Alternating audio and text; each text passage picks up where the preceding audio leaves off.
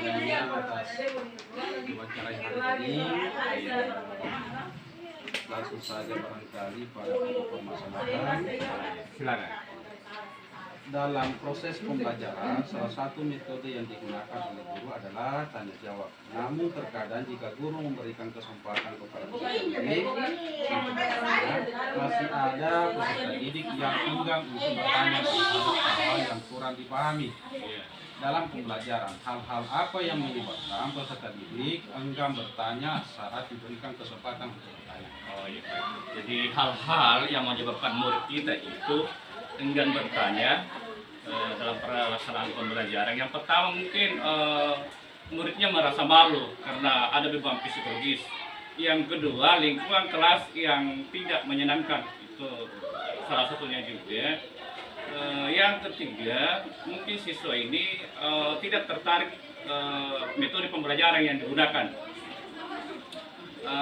Selain itu mungkin juga murid ini kurang literasi, kurang banyak membaca atau mencari materi-materi terkait dengan materi yang akan dipelajari pada saat proses pembelajaran pada saat itu, sehingga enggan bertanya.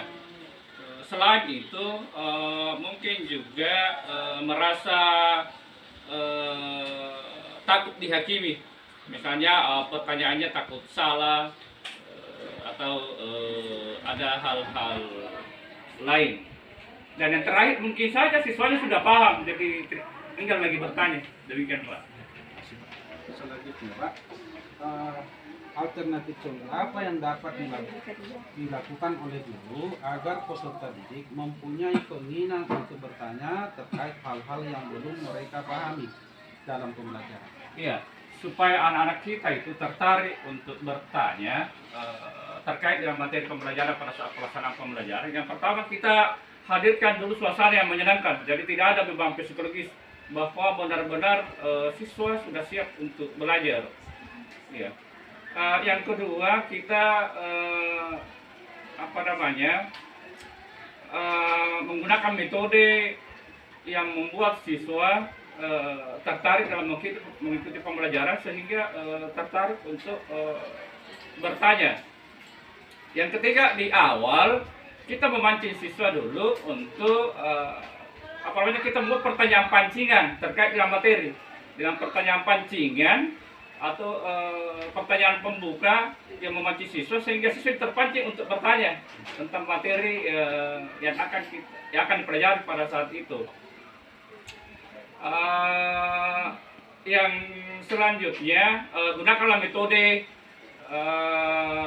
yang membuat siswa bisa berkomunikasi dulu dengan temannya tentang materi yang akan kita bawakan, sehingga dari komunikasi tersebut bisa membuat pertanyaan hasil diskusi mereka.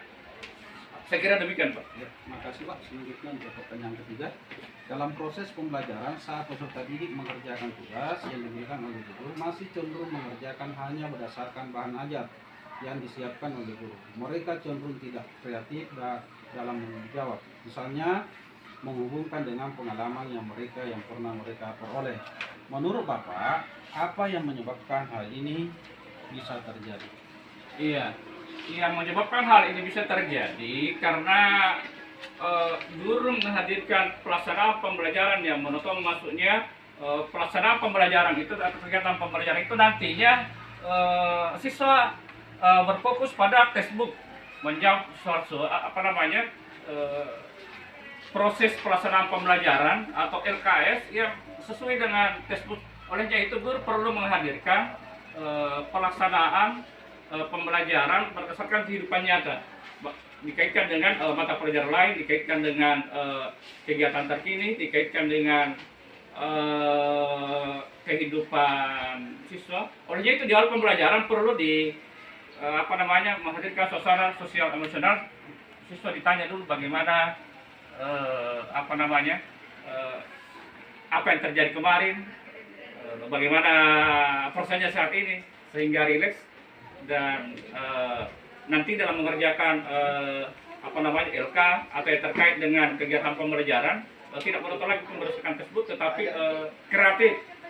Dan yang terpenting di sini juga supaya kreatif siswa model pembelajaran yang berbasis proyek. Jadi betul-betul siswa itu mendapatkan pengalaman belajar dari proyek sehingga tidak berdasarkan textbook. Demikian Pak. Pertanyaan terakhir Pak, melihat dari penyebab kurang kreatifnya peserta didik dalam pembelajaran, menurut Bapak alternatif solusi apa yang dapat dilakukan oleh guru untuk mengatasi peserta didik tersebut? Ya, jadi yang pertama untuk mengatasi yang seperti itu, sebelum pelaksanaan pembelajaran dimulai, sebelumnya itu diberikan informasi ke siswa untuk membaca materi yang akan dipelajari sehingga literasinya sangat baik bisa memahami materi dan lebih memperdalam materi lagi pada saat pelaksanaan pembelajaran. Yang ketiga terkait tadi juga model pembelajaran yang sangat baik itu supaya siswa kreatif. Yang pertama perlu menghadirkan mungkin yang berbasis problem. Kemudian yang paling bagus juga proses yang proyek karena betul-betul siswa kreatif, iya. Bukan cuma melihat textbook, betul-betul ya PPL yang itu sangat bagus juga. Demikian Pak. Terima kasih Pak atas kesempatan yang diberikan hari ini untuk diwawancara kami. Kita untuk hari ini cukupkan. Terima kasih banyak. Assalamualaikum warahmatullahi wabarakatuh. Waalaikumsalam warahmatullahi wabarakatuh. Sukses Pak.